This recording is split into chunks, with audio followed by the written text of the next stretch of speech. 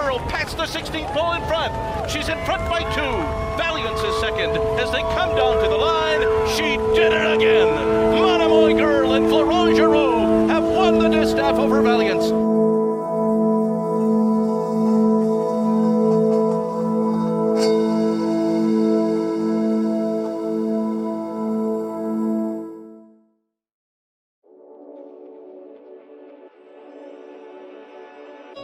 If Monomoy Girl were to win the Breeders' Cup, I think it would mean more in 2020 than it did in 18, just given what she's been through over the last couple years. She's back on top of her game.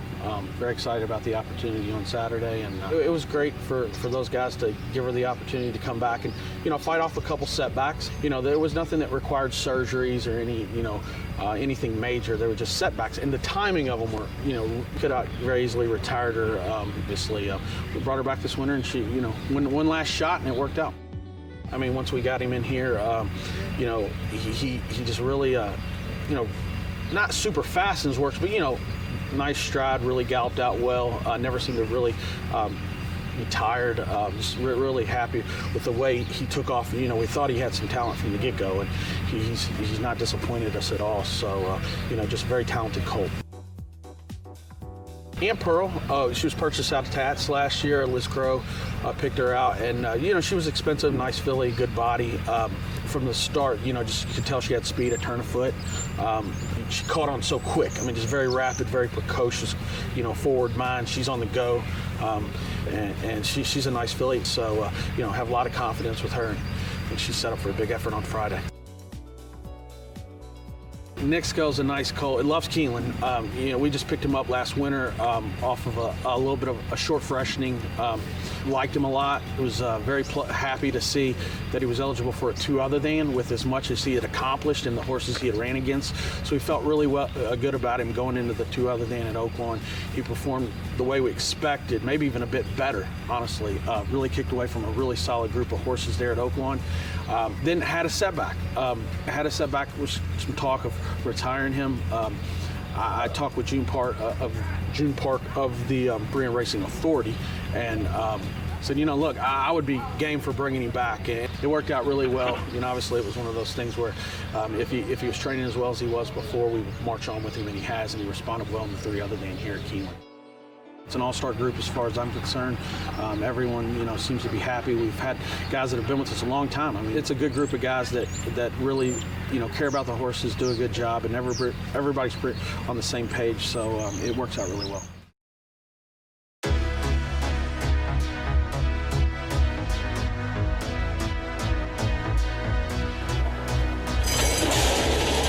They're off in the Juvenile Fillies turf. Aunt Pearl right out to the early lead. And now rushing up on the outside of Aunt Pearl is Campanelli, and it's these 2 that will lead the way into that turn. She's got 6 lengths to make up as Aunt Pearl has a 4-length lead coming to the top of the stretch.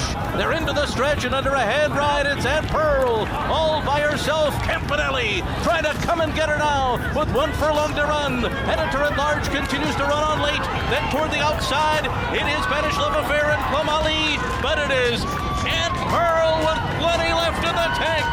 Aunt Pearl and Florent Geroux by 4 on the wire. She's obviously got that speed, and she was on display today. She's freaky fast, man. She's a good filly. Hopefully all goes well, and we'll see her again next year. She's a good filly. Is she a filly that maybe she goes back home and we look at a race like Ascot? I think it's definitely in the cards. I really, really do. After a race here in the Jessamine, I actually brought it up to the connections. I beat them to the punch. I thought it was something. Obviously Shearing went over there and was second this year off the Breeders' Cup win last year. So we'll see how it goes. They're off in the Breeders' Cup Juvenile, and Jackie's Warrior broke very sharply, but will have early pressure from Dreamer's Disease, and Classier's right up there, and Hard Held just in behind the leaders as they race for that turn. As they make their way to the top of the stretch, Jackie's Warrior strikes the front. Hot Rod Charlie circles up on the outside. The 2 of them will turn for home together, and Essential Quality is trying to get them. Here's Hot Rod Charlie, a huge long shot at 94-1, coming into the final 16th, but Essential Quality runs by. Jackie's Warrior's giving way. Essential Quality's gonna do it. Essential Quality has won the Breeders' Cup Juvenile. And let's just talk about this race, the Breeders' Cup Juvenile. You had the blue tie on. Yeah. You've been kind of wearing the Godolphin hat all week. Talk about this horse. He's a special colt. He just, he doesn't get tired. He really doesn't. I thought we had a good setup today. Little concern going into the first turn and up the backside. Saw the 45, just kind of hoping these horses would back up, and they did a little bit, but he stayed on. I mean, Louis did a good job of staying after him, really knuckling down on him the whole way, and keeping his mind on business. He's a good colt. They're off in the dirt mile, and there goes Knicks Go, straight to the front. Sharp Samurai is Centaur and Art Collector 2. Complexity joins them 4 deep as they rush into that first turn in a scramble for early supremacy here. And they're into the stretch, and Knicks Go just keeps on going. He's got a 2-length lead with a furlong to run. Complexity is second. Then to the outside, Sharp Samurai trying to put in a bid from third, but Knicks Go is still well clear as they come down to the final yards, and Knicks Go goes all the way in the dirt mile. Oh, Swiss Skydiver stumbled at the start of the Breeders' Cup Distaff, and it will be Lady Kate to go out to the early lead. Monomoy Girl pats the 16th pole in front. She's in front by 2. Valiance is second. As they come down to the line, she did it again. Monomoy Girl and Florent Geroux have won the Distaff over Valiance. It means a lot. I mean, and I think, it shows that, you're able to compete. We've been able to compete on the national stage. Hopefully at some point we'll be able to take advantage of some races in Dubai, Saudi. Those are things now that some of these horses, hopefully they'll have an opportunity to look forward to. And then obviously if they stay in training in 2021 back to the Breeders' Cup with Del Mar. So it means a lot, to be able to, get the job done for international connections, to say the least. She capped off a huge weekend, and once again, it's gonna be interesting to see what happens later today at the sale.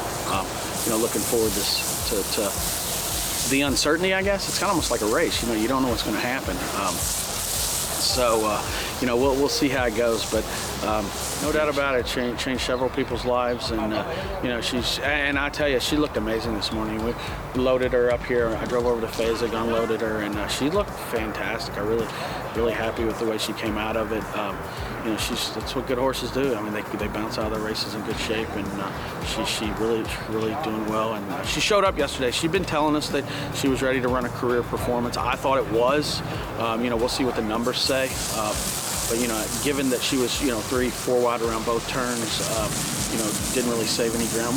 You're not expected to when you draw the 10 hole in with her running style. But she was able to kick clear late, and just very proud of her.